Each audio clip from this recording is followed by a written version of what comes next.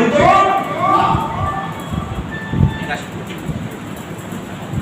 ইব্রাহিম আলাইহিস সালামকে তারা বিচার দিলেন এবং মাকবরের কাছে নিয়ে গেলেন। মাকবরের নামটা কি মনে আছে আপনাদের? বলেন, জোরে বলেন। নমরুদ। নমরুদ হলো মাকবর, সে হলো বাদশাহ। কেমন বাদশাহ? ছোটখাটো কোনো বাদশাহ না, গোটা দুনিয়ার রাজত্ব আল্লাহ তাআলা দিয়েছেন। ألم تر إلى الذي حاج إبراهيم في ربه أن آتاه الله الملك যার হাতে আল্লাহ গোটা দুনিয়ার রাজত্ব তুলে দিয়েছিলেন, সে আমাদের জাতির পিতা ইব্রাহিম আলাইহিস সালামের সাথে আল্লাহর ব্যাপারে ঝগড়ায় লিপ্ত হয়ে গেল। কি ঝগড়ায় লিপ্ত হলে? নতুন করে কোন রবের, কোন ইলাহার, কোন একক সত্তার কথা তুমি বলো। মনে আছে আপনাদের? তুমি কোন সত্তার কথা বলা শুরু করছো? আমরা তো যুগের পর যুগ ধরে বিভিন্ন দেবদেবীর পূজা করে আসছি, তুমি আমার কোন ইলাহার কথা বলো। তখন ইব্রাহিম আলাইহিস সালাম বলেছেন, ইন্নাল্লাহা ইব্রাহিম রাব্বিয়াল্লাযী ইউহয়ী ওয়া ইউমীত। আমি তো ওই সত্তার কথা বলি, ওই রবের কথা বলি যার হাতে আমাদের হায়াত এবং মৌত। তখন নমরুদ বলেছিলেন, আনা উহয়ী ওয়া উমীত, হায়াত দেওয়ার মালিক কিন্তু আমিও রাখি এবং মারাত্মক ক্ষমতা আমার কাছে আছে। তোমার যে আল্লাহ হায়াত দেয় এবং মৌত দেয়, সেটা তো ক্ষমতা আমার কাছে আছে। কিভাবে? দুইজন কয়েদি ধরে একজনকে মেরে ফেললেন, ছুরির আঘাত করে, আর একজনকে মারতে যে তাকে বাঁচিয়ে দিলেন। মনে আছে আপনাদের? এটা আমার হাতেও ক্ষমতা আছে। ইব্রাহিম আলাইহিস সালাম আপাতত একটু বুঝলেন, আসলে তো ঠিকই আছে, সে তো মারছিল, আবার মারতে দিয়ে বাঁচিয়ে দিলেন। এরপর ইব্রাহিম আলাইহিস সালাম বললেন কি? قال إبراهيم فإن الله يأتي بالشمس من المشرق فأت بها من المغرب। আচ্ছা বুঝলাম, তুমি ভাবতেই পারো, আবার বাঁচাইতেও পারো, এটা আমি আপাতত মেনে নিলাম, কিন্তু আমার আল্লাহ সুবহানাহু ওয়া তাআলা তিনি প্রতিদিন পূর্বাকাশ আলোকিত করে সূর্য উদিত করে, আবার পশ্চিমে অস্ত ঘটায়। তোমার পাওয়ার যদি থাকে, ক্ষমতা যদি থাকে, ফাতি বিহা মিনাল মাগরিব, তুমি একটু পশ্চিম দিক থেকে সূর্য উদিত করে দেখাও তো। কাবুহিতাল্লাযী কাফার, এই কাফের সর্দার হেলাসিকা খেয়ে গেলেন, হতভম্ব হয়ে গেলেন। এত কি লেখে যে কি ব্যাপার, এটাকে আমার কাজ, সূর্য ওঠানো নামানো এটা আমার কাজ না। সে হেলাসিকা হয়ে রাগান্বিত হয়ে সে কি করলে? লোকে বাঁধো, রশি দিয়ে আটকাও, মারতে হবে, এমনি সোজা হবে। ইব্রাহিম আলাইহিস সালামকে বাঁধলেন, রশি দিয়ে ইচ্ছা মতো ফেসা লাগিয়ে রয়েছে, খড়ি তৈরি করলেন, আগুনের গুণ তৈরি করলেন। এই ইতিহাস আপনারা অনেকেই জানেন, দীর্ঘদিন ধরে আগুন তৈরি করা হলো। আমার মনের খোরাক না, আমার বিষয় আল্লাহর পক্ষে যুক্তি দেওয়ার কারণে, আল্লাহকে রব করে প্রমাণ করার কারণে তাকে রশি দিয়ে বাঁধতে হচ্ছে। ভেবেছে আগুন তৈরি করতেছে, শুধু তাই না, আগুনের এমন লেলিহান শিখা তৈরি করেছেন যা 40 কিলোমিটার উপর দিয়ে কোনো তাফসীরে আছে, যদি পাখি উড়ে যায় ওখান থেকে সাথে সাথে চলে নিচে পড়ে যায়।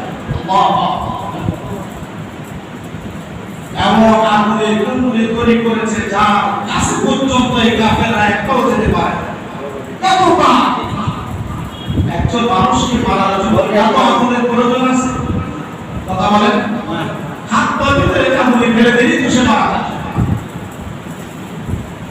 আমার ভাই গোটা গ্রামের সম্প্রদায় নমরুদ সবাই বুঝতে পেরেছিলেন যে ইব্রাহিম কোনো অসাধারণ মানুষ না আমরা চাইলেই যে তাকে আগুনে মারবো এটা আমাদের দ্বারা সম্ভব না আমরা আগুন তৈরি করলাম তাহলে এত আয়োজন করার কি কারণ ছিল তারা এইভাবে বুঝতে পেরেছিলেন আগুনের ভিতরে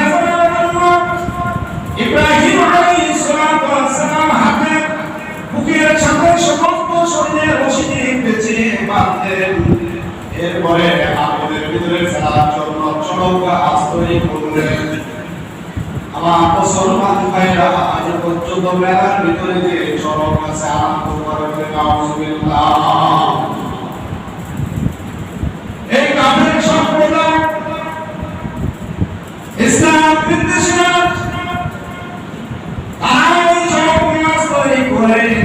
শয়তান যুক্তি দিলেন এইভাবে তোমরা আগুনের ভিতরে তো ফেলতে পারবে না চমৎকার তৈরি করে ঘোড়ার মাধ্যমে তারপরে আগুনের ভিতরে নিক্ষিপ্ত করতে হবে চমক গাছেও বাধা হলো ইব্রাহিম আলাইহিস সালামকে বেঁধে চমক গাছ যখন তারা নাড়াবে কেউ নাড়াইতে পারে না সকলে এক এক শক্তি ধর মানুষ রয়েছে দেখুন তাদের শক্তি প্রয়োগ করলো এক ইঞ্চ চুল পরিমাণ তারা নাড়াইতে পারল না এরপরে ইবলিস শয়তান আর বসে থাকবে না আজ পর্যন্ত যখন কোন নবীরা আল্লাহ মানুষ যদি বিপদে পড়ে যায় ওই বিপদের মুহূর্তে দেখবেন শয়তানদের সহযোগিতা করে হলো শয়তান কথা বলে ঠিক শয়তানের কাজ হলো এই আগুনে বাতাস লাগিয়ে লাগিয়ে পুরো সমাজটাকে উত্তপ্ত করে তোলা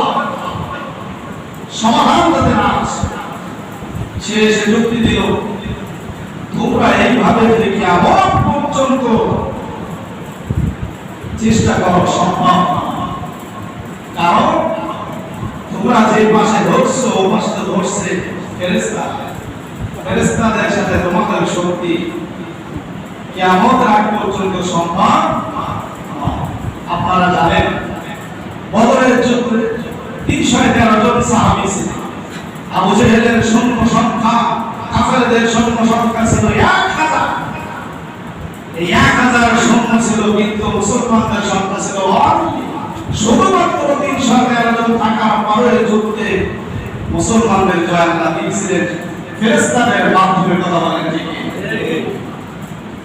জিবরাইল আলাইহিস সালাতু ওয়াস সালাম এসে বললেন ইয়া রাসূলুল্লাহ হাবিবাল্লাহ আমি তো প্রতিদিন আপনার কাছে বার্তা নিয়ে আসি ওহী নিয়ে আসি কিন্তু আজকে আমি এসেছি সেনাবাহিনীর যুদ্ধের পোশাক পরে আপনি তাকিয়ে দেখেন শুধু আমি একা না 3000 আমার সাথে সৈন্য বাহিনী নিয়ে এসেছি সুবহানাল্লাহ এজন্য আল্লাহ রাব্বুল আলামিন বলেন ইন্নাল্লাযীনা ক্বালু রাব্বুনাল্লাহু থুম্মা ইসতাকামু তাতানাজ্জালু আলাইহিমুল মালায়েকা আজও পর্যন্ত যদি কেউ আল্লাহকে রব বলে স্বীকার করে থুম্মা ইসতাকামু এমনই ইস্তেকামাত করে মৃত্যু পর্যন্ত আমি আল্লাহকে রব বলে স্বীকার করে দেব অন্যদিকে আমি দৌড়াদৌড়ি করব না ইসলামের যে রশি আমি গলার ভিতরে পড়েছি আমি রশি পড়ার আগ পর্যন্ত গলা থেকে বের করব না ثم استقاموا تتنزل عليهم الملائكة আল্লাহ রাব্বুল আলামিন বলে মানুষদের উপরে আগ পর্যন্ত আল্লাহ তাআলা ফেরেশতা নাযিল করেন বলে সুবহানাল্লাহ আল্লাহ তাখাফু ওয়া লা তাহজানু তারা বলে তোমাদের ইহকালেও কোনো কষ্ট নাই দুঃখ নাই পরকালেও তোমাদের কোনো চিন্তা নাই সুবহানাল্লাহ ইব্রাহিম আলাইহিস সালাম thumma istaqamu আল্লাহ রাব্বুল আলামিন রশি দিয়ে বাঁধা হচ্ছে, পেরেশানি নাই। ফেরেশতারা ধরেছে, কাফেররা উঠাইতে পারে না। ইবলিস শয়তান এসে বললেন, তোমরা এখানে গোলাম বেহারা যদি তোমরা করতে পারো, যুবতী যুবতী নারীদের যদি এখানে নিয়ে এসে তোমরা গোলাম বেহারা প্রদর্শন করতে পারো, ফেরেশতারা এখানে থাকবে না, চলে যাবে। আর তখন তোমাদের এই কাজ, এত কষ্টের কাজ সহজ হয়ে যাবে। শয়তানি যুক্তি দেওয়ার পরে নবর ঠিক আছে, সুন্দরী মেয়েদেরকে নিয়ে আসো আর এখানে নৃত্য করা শুরু করে দাও, গান বাজনা শুরু করে দাও, আমরা খবর পেয়ে ফেলেছি। তাই করা হলো। গোলাম বেহারা অস্থিরতা যখন ছড়িয়ে দিল, আল্লাহ রহমতের ফেরেশতা সেখান থেকে চলে গেল।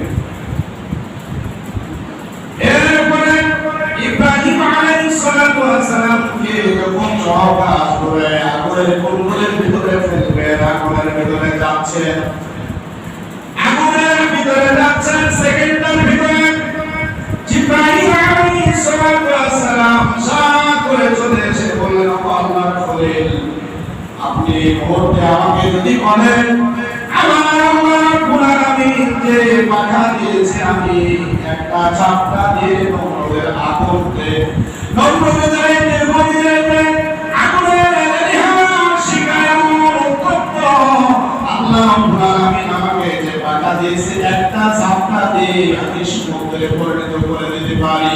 আপনি বলেন কি করতে পারে আপনার? ইব্রাহিম আলাইহিস সালাতু ওয়াস সালাম আল্লাহর উপরে অবিচল বিশ্বাস, দূরে সরে জিবরাইলের কাছে কি সাহায্য চেয়েছিলেন? আওয়াজ দিয়ে বলেন, সাহায্য চেয়েছিলেন। তিনি বলেছিলেন, আমি ইব্রাহিমকে যে আল্লাহ সৃষ্টি করেছে, আগুনকেও সে আল্লাহ সৃষ্টি করেছে, আমি আল্লাহ আমাকে ইব্রাহিমকে সৃষ্টি করেছে, যে আল্লাহ আগুনকেও সে আল্লাহ সৃষ্টি করেছে।